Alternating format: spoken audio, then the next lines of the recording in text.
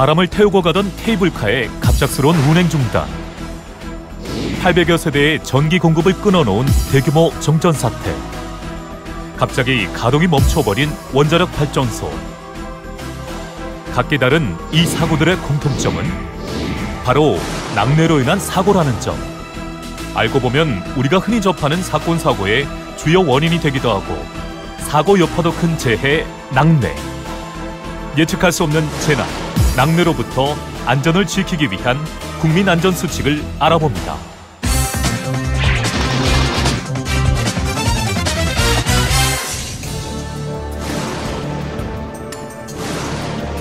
구름과 대지 사이에서 발생하는 방전 현상을 이루는 낙뢰.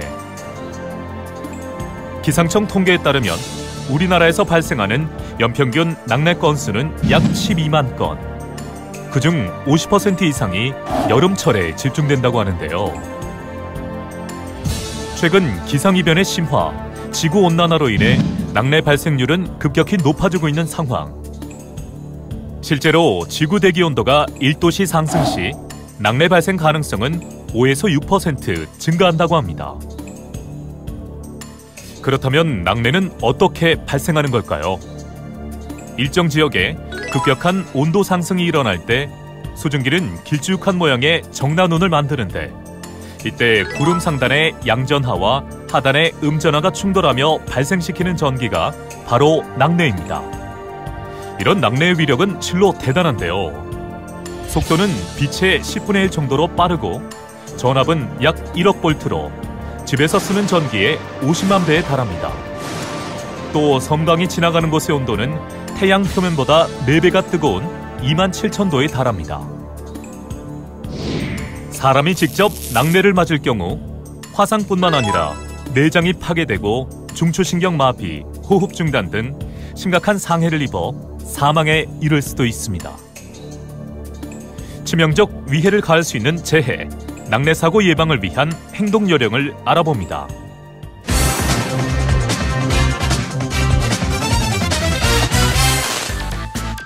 낙뢰 예보가 뜨면 외출하지 말고 집 안에 머무는 것이 가장 안전한데요. 야외에서 일을 하거나 등산, 골프, 낚시 등을 계획할 경우에도 기상 정보를 미리 확인하고 낙뢰 예보가 있을 시 야외 활동을 자제합니다. 만일 부득이하게 외출해야 할 경우 우산보다는 전기가 통하지 않는 비옷을 준비하는 것이 좋습니다. 낙뢰 정보는 기상청 기상레이더센터에서 제공하니 홈페이지를 참고합니다.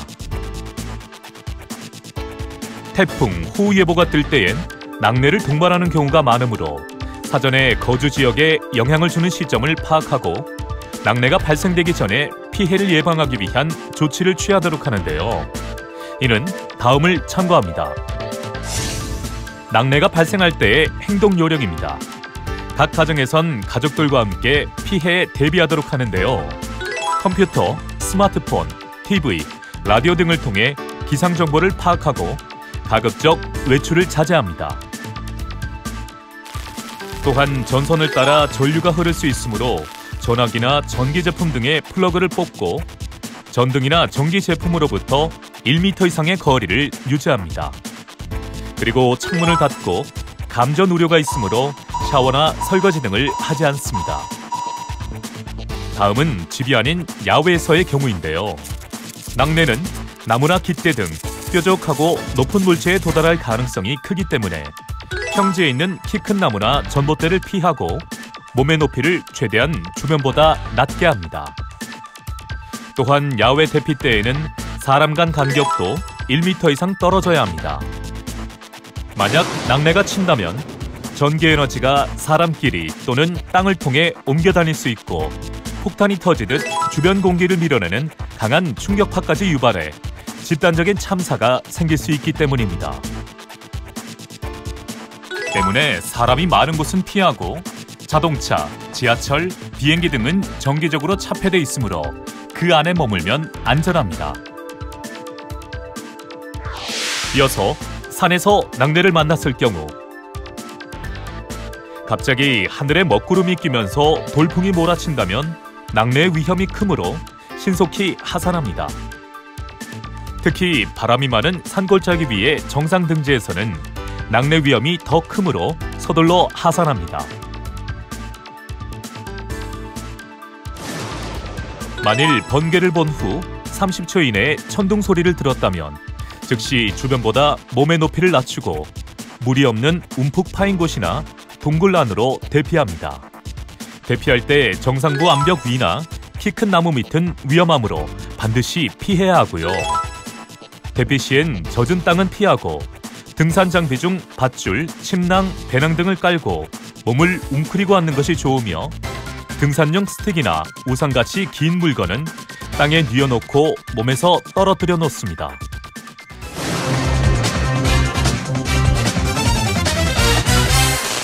낙뢰에 맞은 사람을 발견했을 시엔 가능한 한 빠른 응급구조를 위해 119 또는 인근 병원에 긴급 연락하고 구조요원이 올 때까지 최대한 빨리 응급처치를 합니다. 우선 낙뢰로부터 안전한 장소로 옮기고 환자의 의식 및 호흡 상태를 확인합니다. 의식과 호흡이 없다면 즉시 심폐소생술을 실시합니다. 의식이 있는 경우에는 환자가 가장 편한 자세로 안정케 합니다. 감전 후 대부분 환자는 전신 피로감을 호소하기 때문입니다.